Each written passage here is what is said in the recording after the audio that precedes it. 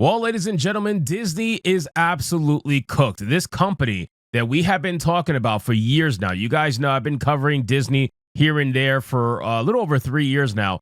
Disney has absolutely been cooked because there's a recent survey that has happened that has showcased to us how much of a loss Disney has actually taken over the last couple of years due to their hardcore shift into identity politics and divisive nature of things. They have absolutely been cooked. 30%, actually over 30% of its audience has been lost due to their embrace of divisive identity politics, according to a recent survey. If that is not cooked, I mean, I don't know what is at this point.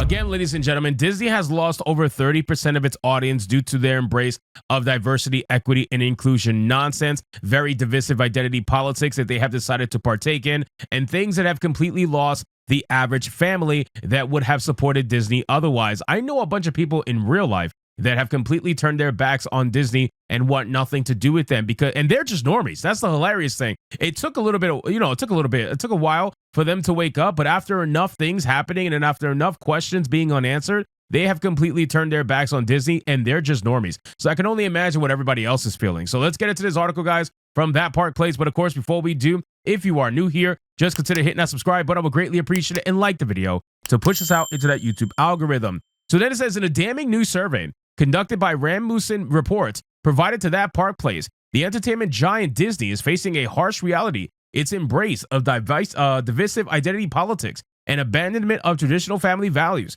is driving audiences away in droves. The survey, conducted from January 5th to January 7th of 2025, sampled 1,408 American adults and revealed a startling trend. Nearly a quarter of respondents, 23%, admitted to avoiding Disney movies in the past year because of the company's political leanings. An additional 9% were unsure, bringing the total potential loss of audience to 32%. On the surface, Disney might take solace in the fact that 68% of respondents said they have not avoided the company's movies. However, when scaled to Disney's reported streaming audience of 157 million subscribers for its ad-supported tiers among Disney Plus, Hulu, and ESPN Plus, the implications are staggering. If 32% of that audience, approximately 51.8 million people, chose not to watch Disney films due to politics, the financial losses are enormous. Now, okay, so flat out, ladies and gentlemen, number one, when it comes to Disney Plus, their numbers are extremely padded, okay? Extremely padded. What do I mean by that? Well, when it comes to Disney Plus, just like multiple streaming services, because it's not just them, they like to partner Disney Plus with a multitude of products that you actually care about, right? So they'll make you take Disney Plus as an add-on for buying something that you actually wanted to buy in the first place. So you may not have wanted Disney Plus, but they'll partner it with you for like a cable service or something like that. They'll partner it with something so that way the numbers get padded. They're 157 million subscribers. I guarantee you, and this might sound crazy, I guarantee you about 1/3 of them are free to some extent. They give away that many subscriptions, and they give it away for a long period of time, depending on what it's being combined with. So I do not believe that they have 157 million paying subscribers. I just don't, because I know there is way too many free ones being given out. But even with that being understood, 32% of a potential loss in audience is absolutely staggering. It is disgusting. It is numbers that people who are running a company would otherwise freak out at. But because it's Disney, who feel like they're too big to fail, they're not going to care about the 32% as long as the other number, 68%, are happy with the virtue signal, or at least indifferent. So then it says that using the average U.S. movie ticket price of $10.70 in 2024, the 51.8 million viewers Disney potentially alienated translates to a loss of $558 million in annual movie ticket sales, which if you think about it, actually kind of lines up. As crazy as it sounds, it actually kind of lines up, because if you look at the movies from Disney and how the majority of them have been massive failures, losing hundreds of millions of dollars per movie, you can imagine that, yeah, that actually lines up pretty damn well. Because remember, the other year, Disney reported over $1 billion in losses in the box office. So this actually adds up for the most part. If anything, it might be a little bit too low. This figure represents over $500 million in missed revenue, a devastating blow for any company. Moreover, the actual losses are likely far higher when factoring in premium ticket prices for IMAX, Dolby, 4DX, 3D screenings, which command significantly higher fees. Additionally, Disney's total potential audience is likely far larger than this sample size of people that we can reasonably assume are or were Disney fans. These numbers paint a bleak picture for Disney, once heralded as a bastion of family-friendly entertainment. The company's pivot to politically charged narratives and identity-driven content is clearly alienating a substantial portion of its audience, which is a misstep with serious financial repercussions. So again, guys, at the end of the day, and we're going to look into this survey to see the demographics, so stick with me for a minute.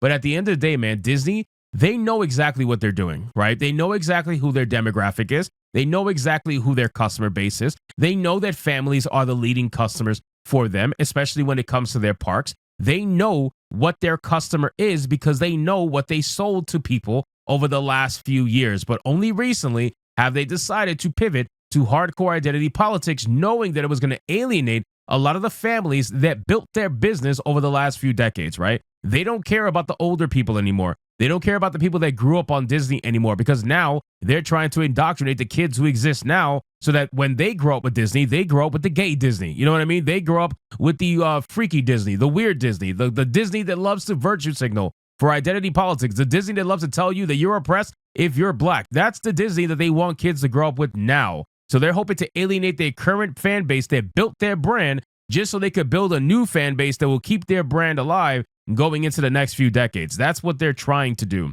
But here's the demographics for the survey. Let's talk about this. So the survey provides further insights into the audience demographics and the growing divide in Disney's appeal. The survey sample group consisted of 47% men and 53% women, reflecting a nearly even gender split. Politically, 34% of the respondents identified as Democrats, 29% as Republicans, and 37% as other, including independents and those unaffiliated with a major party.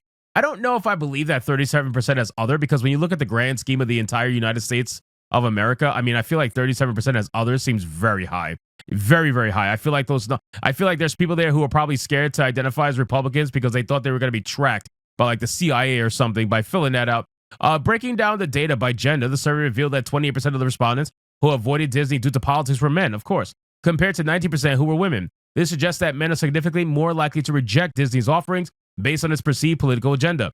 From a political standpoint, Republicans and independents are driving the negative sentiment as Disney's left-leaning content has increasingly alienated conservative audiences. I mean, this all pretty much matches up. This is exactly what I thought was going to come from the survey, right? Obviously, most right-leaning people are probably going to avoid Disney, as most left-leaning people are going to embrace it and hope that their child becomes trans by going to a Disney World. That's essentially what's happening here. But yeah, Republicans, I really do feel like the number is a lot higher. I don't really believe that independent number. I feel like people were scared to put down their affiliation for whatever reason, and they put down independent and lied about it. So ultimately, though, this survey just reveals everything that we know about Disney, which is this company is absolutely being cooked.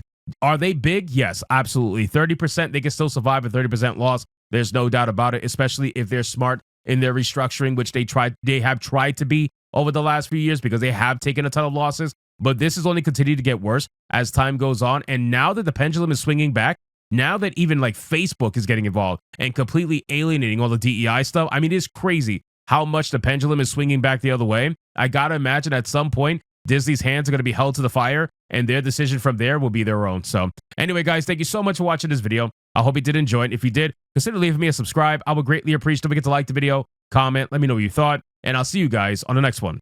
Hypnotic out.